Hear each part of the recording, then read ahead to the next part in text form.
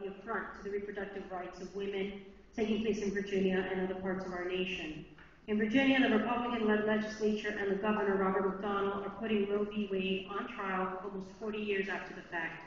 Rather than recognize a woman's constitutional right to make fundamental choices about their reproductive health without government interference, Virginia conservatives intend to intrude into what many women regard as their most personal, private, and sacred space.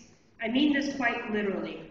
Had Governor McDonnell not exerted the most basic form of common sense last week and asked the legislature to amend SB 484, misleadingly called informed consent abortion legislation, but what many have called state-sponsored rape legislation, women who had already made the difficult decision to terminate a pregnancy would have needed to have a probe inserted into their vagina before the abortion could be carried out.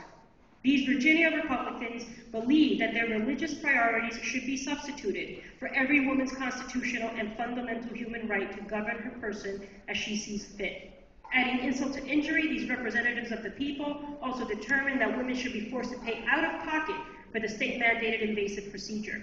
The situation in Virginia is so absurd that it would be laughable if the stakes were not so high.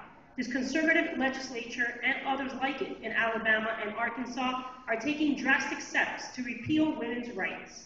Virginia will continue to pursue this bill as in amended form, no longer mandating a vaginal probe, but still requiring a non-invasive ultrasound, again to be paid for by the woman because insurance companies do not consider the ultrasound medically necessary. Pursuing laws that attack women and the poor simultaneously, and that will have a disproportionate impact on minorities to be sure, is deplorable. That is why I want to recognize Virginia House Delegate Charneil Herring, in particular, and her Democratic colleagues for speaking out against these horrendous measures.